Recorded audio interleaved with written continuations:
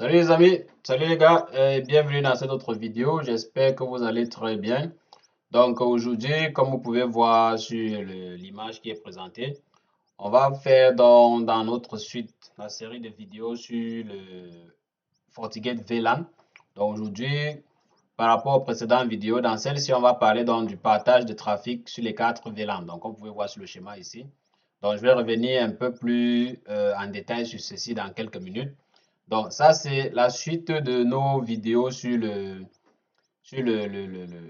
les activités sur le VLAN. Donc, dans une précédente vidéo, on avait fait la première partie du Lab 2. Donc, ça, c'est la première partie du Lab 2 avait déjà été faite dans une première partie, dans une autre vidéo, la vidéo précédente. Donc, le lien de cette vidéo-là est en description de celle-ci où on avait parlé de la sécurité du trafic, inspection SSL et les restrictions d'accès. Donc, on avait vu un peu comment on peut restreindre l'accès administratif de notre FortiGate à un certain VLAN. Donc, on a vu cela. Donc, dans cette vidéo, si on va parler donc ici là donc, de l'optimisation et la priorisation donc, du trafic. Donc, ici, on parlera donc de la répartition de la bande passante. Donc, d'après l'image que vous avez vue il y a quelques minutes au démarrage de la vidéo. Donc, on parlera donc de la qualité de service en termes de bande passante ou bien quel est le trafic qui va être prioritaire à un moment donné. Et on verra donc comment configurer donc le partage de trafic de façon à ce que ça soit un trafic avec bande passante partagée ou bien un trafic avec bande passante par adresse IP. Donc, une fois qu'on aura terminé avec cette seconde sous-partie, on entamera donc avec la troisième partie qui est la configuration de VLAN avec le SD-WAN. Dans la mesure où si dans votre infrastructure, vous avez peut-être deux fournisseurs d'accès Internet qui entrent, vous pouvez donc en fonction de niveau de priorité de chaque VLAN, supposément la priorité du VLAN qu'on aura par exemple fait à partir de la section optimisation et priorisation du trafic ici. On va définir donc quel est le fournisseur d'accès. On va définir par exemple quels sont les VLAN qui sont prioritaires. Et à ce moment-là, on viendra donc dans le lab, enfin la troisième section du lab 2. On verra donc comment, en fonction de la priorité d'un fournisseur d'accès Internet, c'est-à-dire qu'en fonction de la qualité de service, je vais plutôt dire comme ça. Donc, peut-être un fournisseur d'accès Internet qui est beaucoup plus fiable, une meilleure bande passante, une meilleure stabilité de réseau. On va décider par exemple quel est le VLAN qui va prendre sa connexion Internet à partir de ce fournisseur d'accès Internet-là. Et les VLAN moins prioritaires prendront peut-être leur connexion à partir du fournisseur d'accès Internet qui est moins fiable. Donc, et comme on a dit, toujours, on va mettre chaque fournisseur d'accès Internet comme le backup pour que si jamais le fournisseur d'accès principal d'un VLAN n'est pas disponible, alors on peut switcher ou bien basculer sur le backup. Donc, sans plus tarder, je vais revenir donc sur mon image de début pour expliquer dans la section optimisation et priorisation donc, du trafic. Donc, sans oublier que, comme j'ai mentionné, ça c'est la suite des vidéos sur notre. Ça, c'est les vidéos pour la suite des vidéos sur notre série de vidéos sur les activités de VLAN. Donc, les vidéos sur les précédentes activités sont dans la description de celle-ci. Je ne vais pas revenir en arrière sur tout ce qui a été déjà fait. Si vous êtes intéressé pour savoir comment le Lab 1 a été monté, mis en place de VLAN, ou bien les concepts liés au VLAN et VDOM, comme on a expliqué dans les précédentes vidéos. Donc, je vous exhorte donc à rentrer voir ces autres vidéos-là, dont les liens sont en description de celle-ci et également sur la chaîne. Donc, sans plus tarder, on passe donc à la section optimisation et priorisation du trafic. Donc, ici, je vais agrandir pour expliquer avant qu'on entre dans les configurations. Donc, dans le fond, lorsque vous avez décidé, par exemple, d'implémenter les VLAN, j'ai expliqué ça dans la précédente vidéo. Donc, j'explique ça encore ici. Le plus important n'est pas seulement de pouvoir créer des VLAN, de segmenter le réseau et créer des VLAN. Faire cela, c'est bien, c'est une chose déjà de faire cette segmentation-là. Ça permet de, comme on a dit, les avantages, c'est que, OK, s'il y a un problème sur un sous-réseau, on sait au moins quel sous-réseau est impacté et on peut faire des troubleshooting limités sur ce sous-réseau-là. Donc, ça c'est entre autres les avantages. Maintenant, autre chose, c'est que lorsque vous avez implémenté dans les VLAN, vous devez vous assurer que le partage dans des ressources, notamment la bande passante, est fait de façon équitable et de façon à ce que le trafic de certains VLAN ne soit pas déséquilibré. Parce que comme j'ai expliqué, il y a des environnements, j'ai été appelé à aider à faire des troubleshooting ou à résoudre des problèmes dans des environnements où les utilisateurs avaient créé des VLAN. Cependant, ça a créé comme un ensemble ça a créé des soucis en fait dans le réseau et les utilisateurs n'étaient plus capables de travailler correctement malgré que les ressources par la bande passante étaient disponibles. Mais seulement ça a été mal configuré. La qualité des services n'avait pas été appliquée et donc les utilisateurs parfois ceux qui faisaient par exemple les utilisateurs qui avaient besoin d'accéder à une ressource critique à un moment donné n'avaient pas accès parce que la bande passante ou bien les ressources nécessaires étaient utilisées, les ressources du réseau étaient utilisées ailleurs et vice versa. Donc, faire les VLAN, planifier les VLAN, c'est bien, mais savoir allouer les ressources telles que les bandes passantes ainsi que la gestion de la priorité du trafic, ça c'est aussi tout aussi crucial. Donc, voici, par exemple, pour notre schéma, ici, on a nos quatre VLAN. Donc, on est parti sur la base d'une interface WAN qui supporterait par exemple 1 gigabit en upload et en download, donc monter en entrée et en sortie 1 giga par exemple. Donc ça c'est le cas de notre vidéo. Donc ce qu'on a fait par exemple, comme on a vu, on a 4 VLAN. Donc moi je suis dans ça c'est un cas pratique vraiment concret d'entreprise. Donc en général ce qui se passe en entreprise c'est que vous allez avoir le réseau qui a le plus besoin de bande passante, bien évidemment ça va être le réseau des employés. Les employés auront besoin de plus de bandes passantes parce qu'ils ont beaucoup de trafic qu'ils génèrent au quotidien. C'est pour ça que dans notre répartition, donc ici, on va donner par exemple 50% de bandes passantes donc, au VLAN des employés. Dans les 50% au VLAN des employés, on va par exemple garantir 500 mégas et on va mettre le maximum à 800 mégas. Je vais revenir après sur les deux explications de garantie et maximum.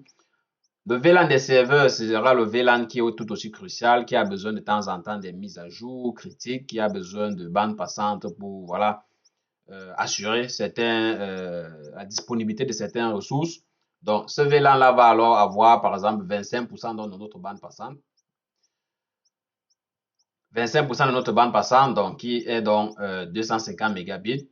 La VoIP, qui est très souvent plus ou moins utilisée, on va attribuer donc à la VoIP 15% de notre bande passante, donc 150 mégas. Et pour le VLAN des visiteurs, bah, on va donner 10. On peut donner même 5. Voilà, dépendamment de...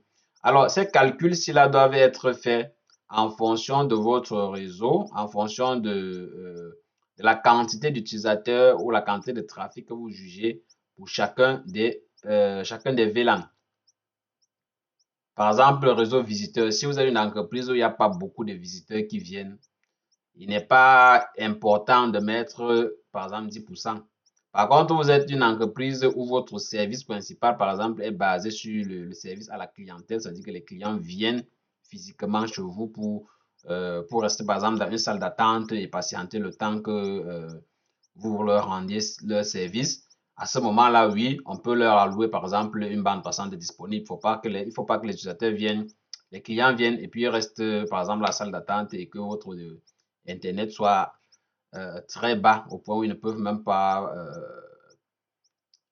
profiter de l'Internet pendant qu'ils attendent. Donc, tout ça, le calcul doit être fait vraiment en fonction de quelle est la fréquentation, quel est le nombre de visiteurs que vous avez. Voilà. Donc, dans notre cas, donc, comme j'ai dit, employé, serveur, VoIP, ensuite des visiteurs. Maintenant, on va dans les deux catégories garantie et maximum. Donc, ce qu'il faut savoir, c'est que la bande passante, même quand vous la configurez, vous ne pouvez pas empêcher, par exemple, aux utilisateurs ici, s'ils ont, par exemple, besoin de 700 mégas. Si vous avez garanti 500 et que les utilisateurs ont besoin, par exemple, de 700, et qu'à ce moment où ils ont besoin de 700, ça veut dire qu'ils ont besoin de 200 supplémentaires.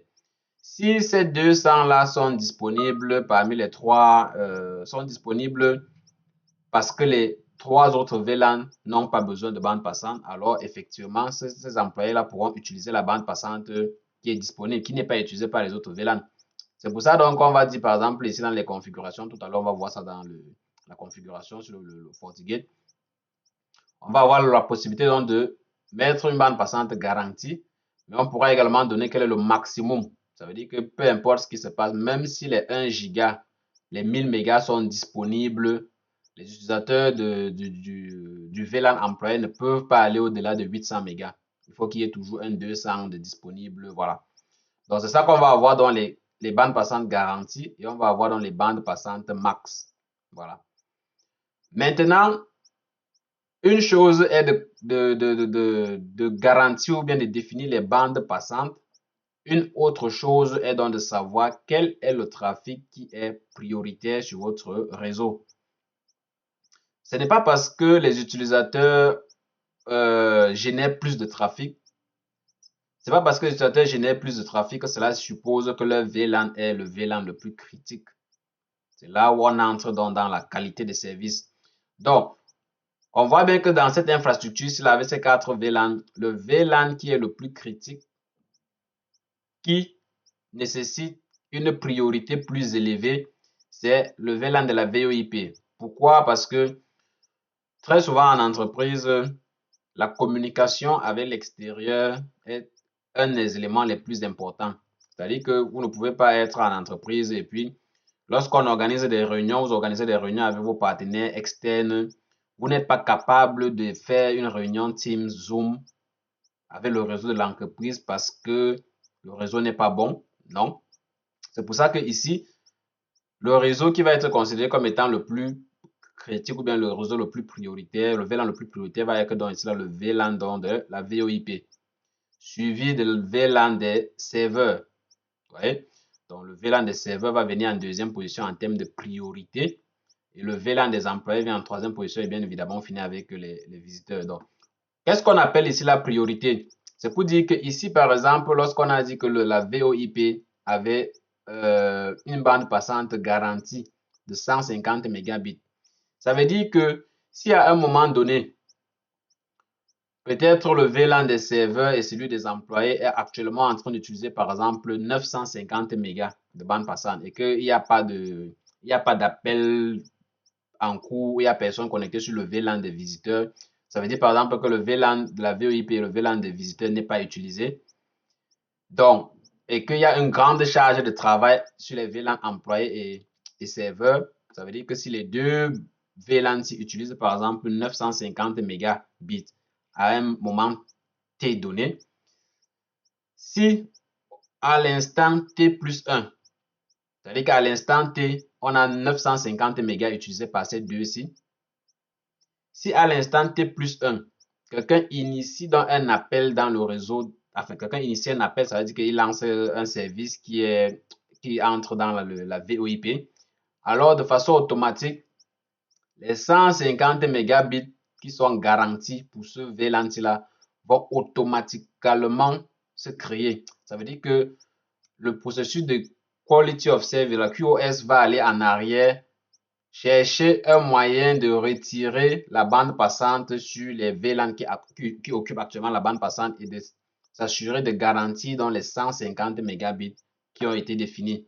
C'est ça qu'on appelle donc ici la priorité. Donc, quand tu as la priorité, c'est qu'à l'instant où ton service est sollicité, alors la bande passante qui est garantie pour ton service doit être disponible.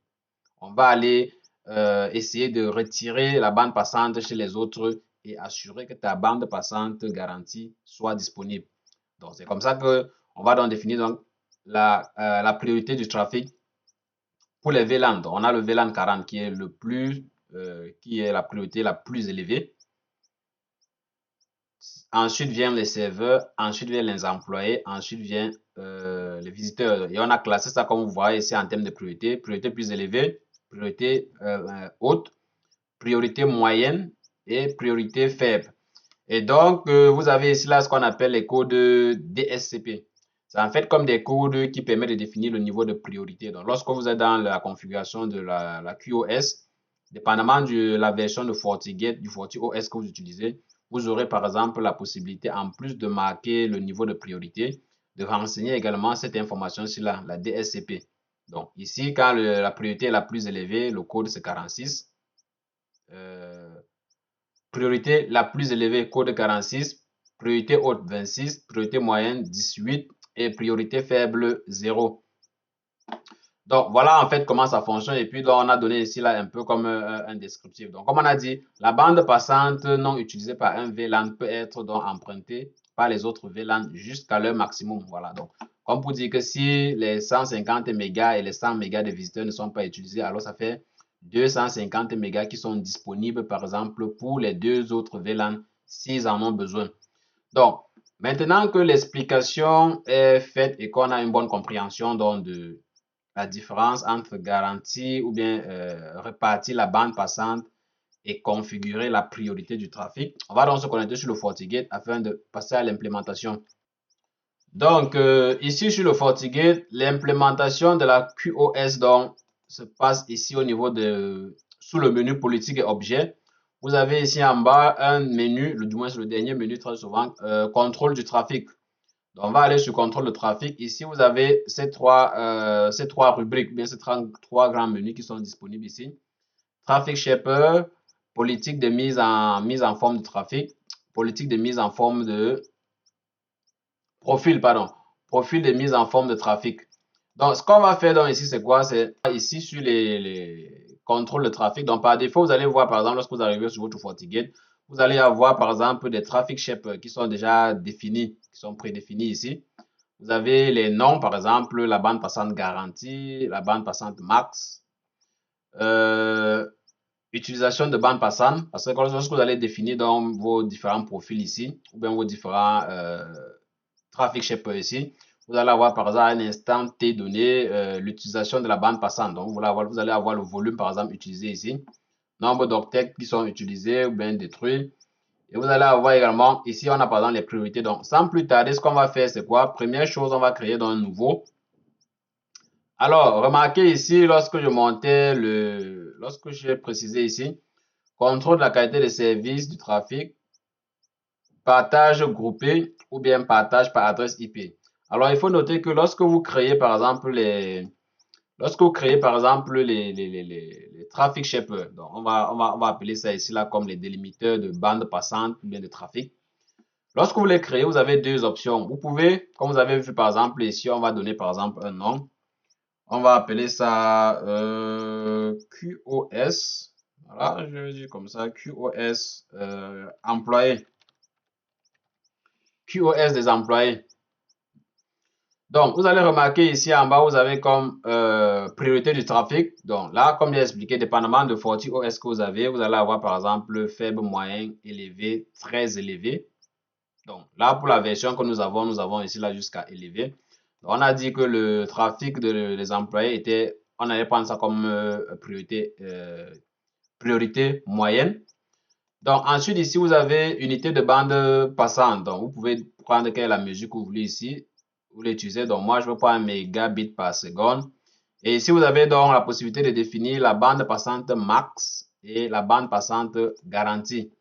Donc comme tout à l'heure dans notre schéma, on a dit que la bande passante garantie, si on est sur un réseau de 1000 mégabits par seconde, la bande passante garantie ici serait de 500. On ne peut pas mettre le maximum, on ne peut pas mettre la valeur garantie sans avoir mis le max. Donc, on a dit le maximum devait être dans 800 et puis le garantie 500. Voilà, ok. Donc, bande passante max 800, bande passante garantie 500. Ça, c'est ce qu'on a dit par rapport à notre diagramme ici, par rapport à notre répartition. Et effectivement, notre bande passante, l'interface de notre PAF peut supporter jusqu'à 1 gigabit. Donc, on va aller vraiment par rapport à l'image qui est sur le slide. Dans le code DSCP que j'ai expliqué tout à l'heure, c'est ici. Vous pouvez cocher ici et puis vous mettez la valeur en fonction du niveau de priorité. Voilà. Et comme j'ai dit dans la figure, dans l'image ici, vous avez comme quelques codes ici là. Mais bon, pour le cadre de cette vidéo, on va pas utiliser ces codes ici. Donc, pour revenir sur la notion de trafic partagé, le type de trafic, vous avez deux types de trafic ici. Vous avez le trafic de type partagé et le trafic de type shaper par IP. Alors, la différence ici, c'est quoi? C'est que si vous prenez l'option shaper partagé, bien le type partagé, ça veut dire que le 800 ou bien disons le 500 mégas garanti que vous mettez ici là, c'est pour l'ensemble des utilisateurs du VLAN employé. C'est pour les utilisateurs du VLAN, c'est l'ensemble des utilisateurs du VLAN. Ça veut dire que si à un instant T, vous avez par exemple 10 utilisateurs qui utilisent ce traffic shaper-ci, c'est-à-dire que vous avez 10 utilisateurs dans le VLAN employé, alors ces 10 utilisateurs-là vont se partager dans la bande passante qui sera disponible. Par contre, si je viens là plutôt sur l'option shaper par IP, ici, je peux faire pareil, c'est-à-dire que je viens là par bande passante et je fais ici. Ce que je vais faire ici, par exemple, je dis bande passante max, comme on a dit, c'est 800. Mais notez que les informations qu'on est en train de remplir ici, cette fois-ci, s'appliquent par utilisateur ou bien par adresse IP. Ça veut dire que ici, quand je dis bande passante max, si je mets 800, ça veut dire que je suis en train de dire que je pourrais donner jusqu'à 800 mégabits à un seul utilisateur. Quel va être le nombre max de connexions simultanées que une adresse IP peut avoir? Ça, vous pouvez définir également ici. Le nombre maximum de connexions TCP simultanées, vous pouvez définir UDP. Pareil, voilà. Donc ici, on vous dit que dépendamment de votre environnement, vous allez vous-même voir est-ce qu'il est préférable de limiter la bande passante par adresse IP, du moins par équipement par adresse IP, ou alors vous regroupez les adresses IP directement par groupe. De telle façon que tous les utilisateurs sur les utilisateurs chez qui vous allez appliquer ce filtre-ci là, tous ces utilisateurs-là vont être impactés donc par ce renseignement-ci là. Donc, c'est pour ça que dans le slide ici, j'ai pris la peine de mentionner les deux options, partage groupé ou bien par adresse IP. Donc, tout ça, vous faites ça en fonction de votre infrastructure. Donc, ici, on a pris QoS employé. Donc, là, on va définir comme ça. On dit OK. Nous, on le fait par groupe. Donc, on va faire pareil pour les autres. Donc, je vais dire rapidement QoS serveur. QoS serveur, on a dit également ça, par contre c'était élevé, mégabits. Le maximum qu'on avait ici c'était combien? Je me rappelle pas. Maximum 500, garantie 250. Voilà. Donc maximum 500, garantie 250. Ok. Voilà. Et puis je viens ici. Donc, lorsque vous définissez les objets de QoS, vous n'êtes pas obligé de prendre tout sous forme partagée. C'est-à-dire que pour certains cas, donc là, je vais prendre par exemple VoIP. VoIP. Donc, ici, par exemple, je vais définir ici, je vais définir plutôt ceci en mode IP. Donc, l'objet de filtrage que je veux pour la VoIP, je vais faire ça par adresse IP, par exemple. Donc, je vais dire par exemple que pour chaque utilisateur de mon infrastructure, chaque utilisateur qui émet un appel, qui utilise le trafic de la VoIP, alors moi, je veux qu'il ait une bande passante max, par exemple, une bande passante maximum de peut-être de 50 mégabits. Il ne faut pas non plus mettre une valeur qui est beaucoup trop élevée. Il faut calculer quelle est la quantité de bandes passantes que vous avez sur votre réseau, quel est le nombre d'utilisateurs, quel est à peu près le nombre d'appels qui sont effectués sur votre réseau par jour. Parce que ça, c'est l'ensemble des informations que vous devez recueillir au préalable avant de pouvoir définir la qualité de service. Parce qu'avant de faire la qualité de service ou bien la gestion de trafic, vous devez avoir quand même quelques valeurs historiques par rapport à votre trafic. On ne se lance pas dès la première étape et puis on commence à dire non, pour les utilisateurs, on va mettre tel montant de bande passante, ainsi de suite. Non, vous devez recueillir ces informations-là sur un bon bout, peut-être pendant quelques mois. Et lorsque vous avez à peu près dans quelles quantités, nombre de bandes passantes nécessaires sur votre réseau, nombre d'appels effectués par jour, nombre de sessions TCP ou UDP par utilisateur, c'est à ce moment-là que vous êtes capable donc, de peaufiner donc une règle de QoS ou bien une configuration QoS qui s'applique bien à votre réseau. C'est pour ça que j'ai expliqué tout à l'heure, lorsque vous configurez les VLAN, très souvent là où les gens font l'erreur, c'est qu'ils font cette qualité. Parfois d'autres font la qualité de service, parfois d'autres ne le font pas. Mais parfois ceux qui font la qualité de service, ils la font au moment où ils n'ont pas encore recueilli suffisamment d'informations sur leur réseau. Et donc, du coup, ils se mettent donc à mettre des valeurs ici qui ne reflètent pas l'état actuel du réseau et par conséquent, au quotidien, les utilisateurs se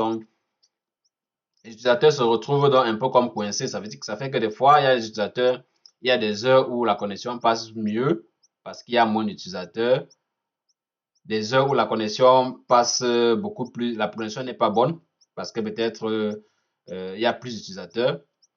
Or, ça devrait être comme des valeurs garanties qui font en sorte que même si tu arrives, tu es connecté sur le réseau de l'entreprise, même si tu es seul, que tu sois seul ou que vous soyez peut-être 10, il ne faudrait pas qu'on ressente une très grosse différence. Voilà. C'est pour ça qu'il faut éviter d'ouvrir la bande passante de façon à ce que les utilisateurs aient l'impression que non, la bande passante est souvent fonctionnelle. Parce que c'est ça en fait le problème après, c'est que vous faites les mauvaises configurations, bien vous ne gérez pas la qualité des services.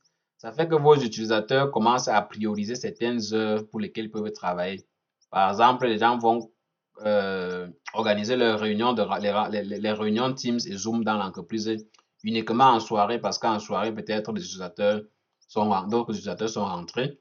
Ou bien d'autres vont programmer à l'heure du midi, par exemple, en supposant qu'à midi, d'autres employés vont sortir pour aller pour prendre leur pause. C'est à cette heure-là que d'autres configurent, donc, d'autres utilisateurs vont planifier leurs rencontres, les appels.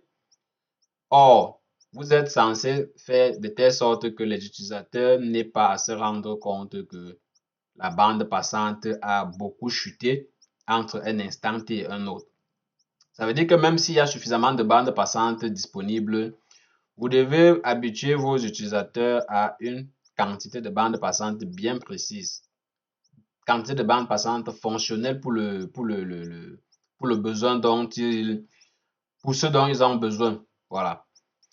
Et donc, comme j'ai expliqué, si vous voulez gérer également les quantités de connexions simultanées, vous pouvez également définir ici. Donc, nous, on va aller donc sur la base de la bande passante max 50 mégas. Et puis, on fait OK. On va définir dans le dernier ici, qui sera le QoS pour le réseau des visiteurs. Voilà. Faible ici. Et puis là, je pense qu'on avait dit 100. Bon, maximum 100, garantie 100. Bon, OK. Donc, là également, le maximum, c'est 100. Bande passante garantie, également, c'est 100. OK. Donc là, on a fini avec les 4. Voilà. Donc, on a nos quatre renseignements ici. Avec bande passante garantie. Voilà. Bande passante max. Voilà. Bande passante. OK, oui, c'est les... OK, 1, 2, 3. OK, OK, c'est réparti ici. Il faut noter, c'est réparti ici là par type. Donc, on a ici par IP. Donc, on a la bande passante ici par IP. Vous remarquez que lorsqu'on fait la bande passante par IP, on n'a pas de bande passante garantie. On donne plutôt une bande passante max. Voilà. Donc, il faut bien comprendre également lorsque vous décidez de faire bande passante par IP. Ça veut dire que si vous décidez de faire une bande passante par IP, vous n'êtes pas capable de garantir à un utilisateur qu'à tout moment, il aura sa bande passante. Vous mettez un max, mais le max va dépendre du trafic qui est déjà en cours sur les autres VLAN. Donc là, vous voyez, ça tombe bien, ça permet de donner une bonne explication ici. Et comme vous avez remarqué, normalement, dans le cas de votre entreprise, vous ne devez pas configurer la VoIP pour qu'elle soit dans ce type dans le type basé sur l'IP, parce que ça suppose que la bande passante ne sera pas garantie. C'est-à-dire que l'utilisateur peut avoir besoin de lancer sa réunion. Vous avez dit juste qu'il peut avoir 50 mégas max, mais vous n'avez pas garanti combien il doit avoir si jamais il décide de lancer une réunion. Donc là, c'est important de bien comprendre tous ces fonctionnements, toutes ces configurations, avant de se lancer. Donc, dans le cadre de la vidéo, on va avancer. Donc ici, ce qu'on va faire ensuite, c'est quoi? On va venir donc, après avoir créé dans les traffic shapers, on va aller dans les politiques de mise en forme de trafic. Dans les politiques de mise en forme ici, comme vous allez remarquer, c'est un peu comme les politiques de pare-feu. C'est un peu comme ici lorsque vous définissez ici là, les politiques de pare-feu. Donc, on revient dans contrôle de trafic ici. Donc, on va dans politique, donc de mise en forme. C'est ici que vous allez définir exactement comment est-ce que le trafic se comporte et quel quality of service, quel objet de qualité de service est-ce que le trafic utilise. Donc, on va aller dans avec le nouveau. Donc, on va dire par exemple ici, employé to Internet. Donc, les employés, quand les employés, les employés veulent aller vers Internet, on va dire ici là le trafic source, interface source sur le réseau des employés, du moins le VLAN employé. L'interface de sortie, par contre, c'est pour aller sur Internet, donc l'interface one. La source, ça va être l'objet adresse des employés. La destination ici, ça peut être par exemple all. Ça veut dire qu'on va aller sur Internet, on va aller sur n'importe quel site sur Internet. Donc ici, les services également, on va dire tous les services. Maintenant, vous avez comme deux alternatives ici. Application et catégorie. Application ici, par exemple, c'est que malgré le fait que vous ayez dit par exemple destination all, vous pouvez encore venir ici, là, par exemple, définir quelles sont les applications que vous voulez utiliser. Quelles sont les applications pour lesquelles ça s'applique. Donc, vous pouvez peaufiner cela ici, là, en définissant quelle est l'application. Vous avez tout un ensemble d'applications ici, là, que ce soit un service public, que ce soit l'accès à un site web précis, que ce soit, c'est pas n'importe quoi, vous pouvez sélectionner ici. Donc, là où ça nous intéresse beaucoup plus, c'est ici. Si le trafic correspond à ce qui est rempli, ce qui est sélectionné ici, alors appliquons donc ce qui suit. Alors, ce qui suit, c'est quoi? On va appliquer dans le shaper. Donc, je vais dire ici que, OK, comme c'est le réseau des employés, on va utiliser donc pour les employés, on a un shaper partagé qu'on a créé. Notez, on a les shapers partagés ici et puis on a les shapers par IP ici en bas. Donc, pour ce réseau-ci là, on a un shaper partagé qu'on a défini tout à l'heure et donc je vais dérouler. Pour le sélectionner ici, c'était QoS employé. Donc, c'est ça que je veux appliquer ici. Alors, notez que lorsque vous utilisez les shapers partagés, par défaut, le shaper s'applique sur le trafic sortant, pas sur le trafic entrant. Ça s'applique sur le trafic sortant. C'est pour ça que ici, vous allez remarquer qu'on a shaper partagé. Vous sélectionnez le shaper partagé. Et ici, vous avez encore en bas shaper pour le trafic retour. Ça, c'est pour le trafic entrant. C'est pour dire que vous pouvez appliquer un shaper uniquement sur un trafic, sur une direction de trafic et ne pas l'appliquer sur l'autre direction de trafic. Voilà. Mais si vous voulez que ça s'applique pour les deux trafics, vous venez donc ici, là, vous prenez donc le même shaper ici. Shaper QoS employé, ça veut dire que la même configuration va s'appliquer pour le trafic sortant et entrant. Donc, aller et retour. Voilà. Et donc là, lorsque vous avez renseigné dans ces informations, si là, vous faites simplement ici, OK. Donc, ça veut dire qu'actuellement, pour cette règle de pare-feu, voici donc la qualité de service qui va s'appliquer. On va créer comme ça là, ou créer comme ça là pour chacun des shapes qu'on a appliqués ici. Et donc, vous allez remarquer, par exemple, lorsque je viens de créer dans la règle, vous allez remarquer donc ici, par exemple, utilisation donc, de bande passante immédiatement, donc ici, là, sur la QoS employé. Vous voyez, par exemple, ici, la colonne utilisation de bande passante. Vous voyez, par exemple, j'ai, par exemple, 7,2 mégabits actuellement en cours d'utilisation. Donc, ça permet, par exemple, de surveiller et de voir quelle est la quantité de QoS qui est actuellement utilisée. Si je définis, par exemple, je viens là, je vais créer, par exemple, le même objet, par exemple, cette fois-ci pour le réseau des serveurs. Donc là, je vais sur serveur. Donc, je vais appeler ça server to Internet. Server to Internet. Donc là, c'est le réseau des serveurs. Objet.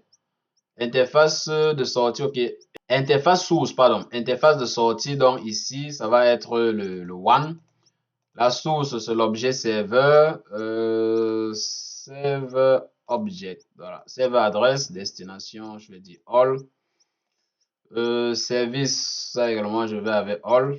J'ai pas des applications à faire. Et ici, je vais appliquer QoS, non pas visiteur. QoS Server, aller et retour, QoS Server. Donc là, je fais OK.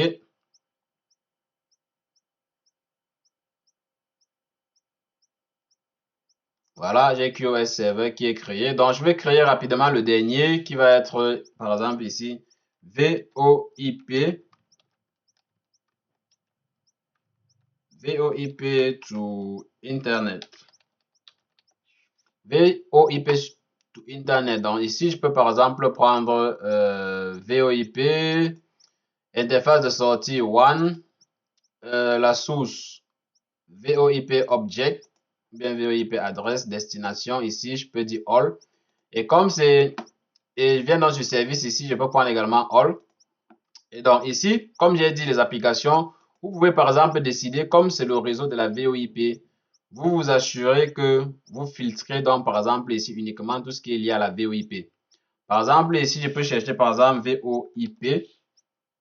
Je viens dans catégorie par exemple, je filtre uniquement toutes les applications qui sont dans la catégorie VoIP. J'applique donc par exemple ça ici. Vous pouvez faire pareil avec catégorie URL si ça vous intéresse. Ici, vous cherchez quelles sont les URL qui vous intéressent. Vous sélectionnez, donc vous mettez ces URL ici. Donc, pour la VoIP, on va venir dans un slash appliquer dans le shaper. Donc, ici, pour la VoIP, on a un shaper donc plutôt de type par IP qui a été créé. Donc, je vais plutôt venir dans ici. Et dans la liste, j'ai le seul shaper par IP qui a été créé avec une bande passante max de 50 mégas. J'applique donc ça ici. Donc, ça fait que ici, par exemple, tout est configuré et donc je peux faire OK. Voilà. Donc, là, vous allez avoir nos trois QoS qui sont ici. Donc, je reviens donc à gauche dans Traffic Shaper ici. Vous allez voir, par exemple, pour l'instant, la bande passante est utilisée uniquement dans le réseau employé. Parce que pour l'instant, si je reviens sur mon schéma ici, le seul VLAN qui a peut-être accès à Internet, ce n'est que le VLAN des employés. Si je viens par exemple sur PC5 ici et que j'essaie par exemple d'accéder à YouTube, je pense pas avoir activé la politique de pare-feu ici. Donc pour l'instant, le VLAN des serveurs Internet ne passe pas. Ça permet également de comprendre la différence entre ce qui est défini ici dans les politiques de mise en forme du trafic et ce qui est défini ici en haut dans les politiques de pare-feu. Donc, c'est les politiques de pare-feu qui permettent donc, qui autorisent le trafic entre une source et une destination. Tandis que ici, dans le contrôle de trafic, ces politiques-ci de mise en forme de trafic orientent le trafic en fonction de QoS, du QoS, de l'objet de shaper de QoS ici qui avait été défini. Voilà, donc celui-ci fonctionne. C'est les politiques qui sont définies ici ne fonctionnent que si la politique de pare-feu ici autorise. Voilà. Donc on a beau configurer les politiques de mise en forme, mais s'il n'y a aucune politique de pare-feu, par exemple, qui permet au serveur d'accéder à Internet, ça là ne va pas s'appliquer. Voilà. Raison pour laquelle on va revenir donc ici un peu plus haut. Je vais créer donc rapidement ici la politique de pare-feu, par exemple, serveur to Internet. Et donc là, entrant serveur, sortant one, interface source, server object, destination all, service all. OK, je fais appliquer. Je vais créer un autre objet qui permet, cette fois-ci, la VoIP. Donc, je vais appeler ça VoIP to Internet. Donc, ici, VoIP, interface de sortie one, source. VoIP object, destination tout, et puis service all. Donc, là également, je fais OK. Donc voilà, j'ai deux objets. Si je viens donc ici, je reviens sur le PC5 ici, j'essaie d'actualiser. OK, on voit des choses qui chargent déjà. Pareil ici. Et ici également, voilà, tout fonctionne. Si je viens également ici là sur le réseau de la VoIP, donc ici je vais faire pareil.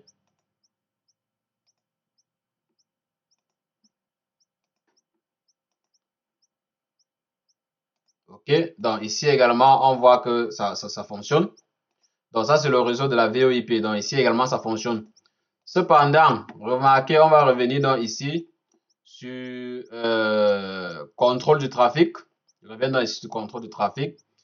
On va actualiser, puis on va patienter quelques secondes et vous allez voir, par exemple,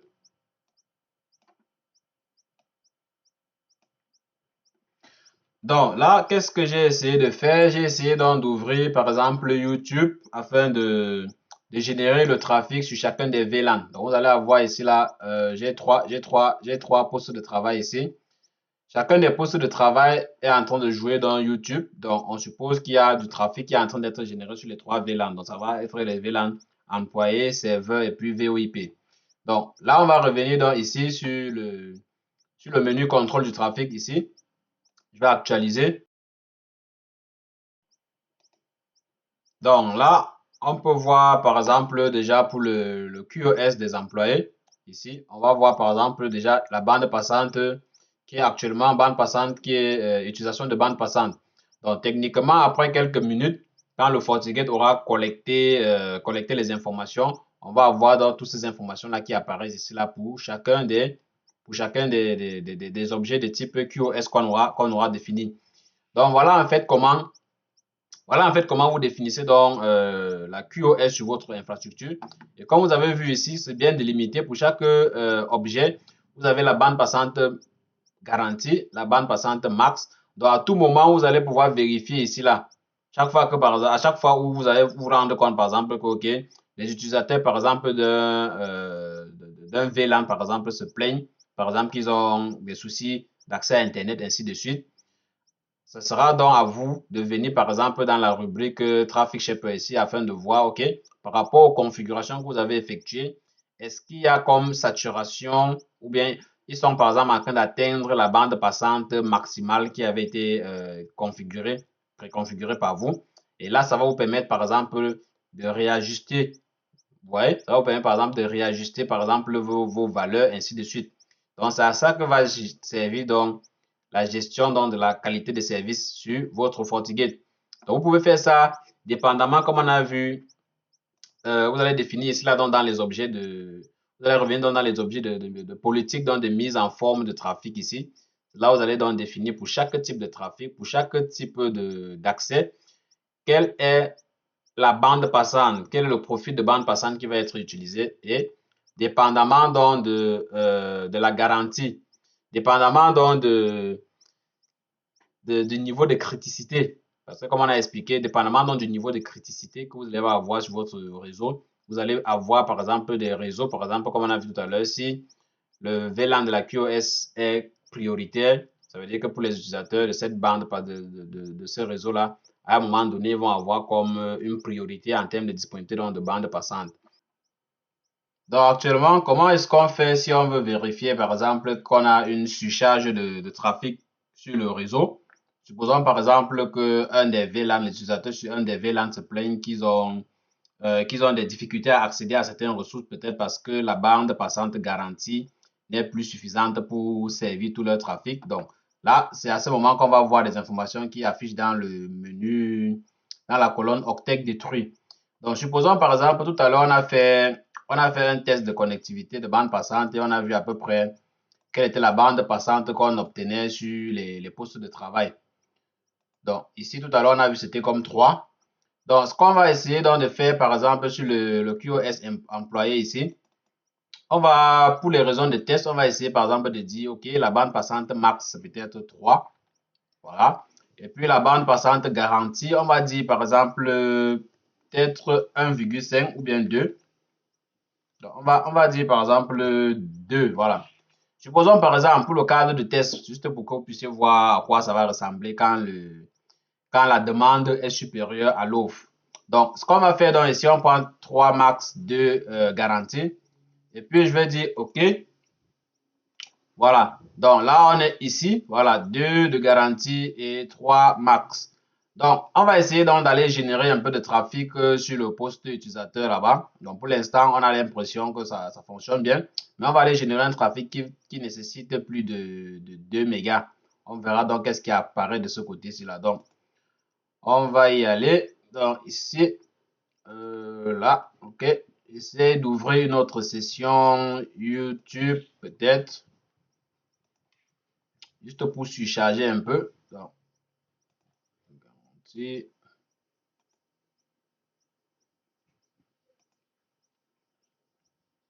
Donc, l'objectif vraiment, c'est de s'assurer qu'on est en train de déborder la bande passante. Bon, je peux même me connecter sur l'autre poste du même VLAN. Voilà. Donc, je peux faire comme ça. Ici, je vais générer du trafic et tout.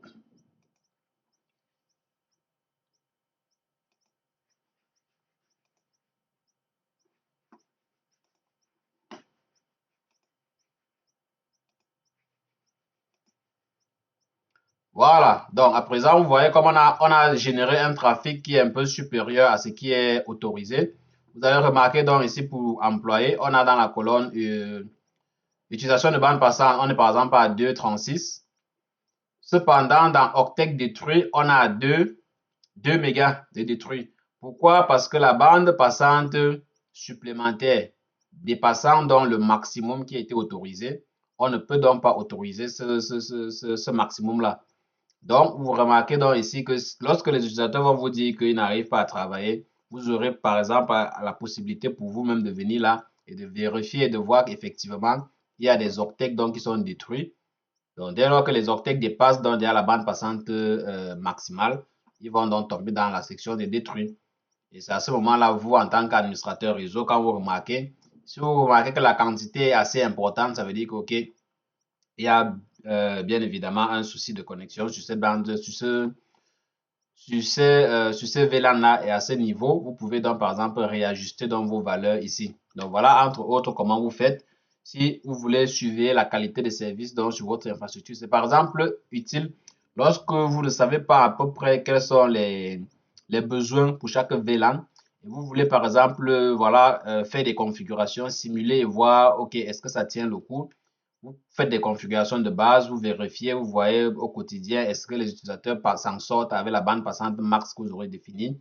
S'ils s'en sortent, tant mieux. C'est-à-dire si vous n'observez pas d'octet détruit, tant mieux. Mais au fur et à mesure que vous allez configurer et voir les octets détruits, vous allez comprendre à peu près quelle est la bande passante max nécessaire pour ce VLAN-là et vous allez réajuster donc en conséquence.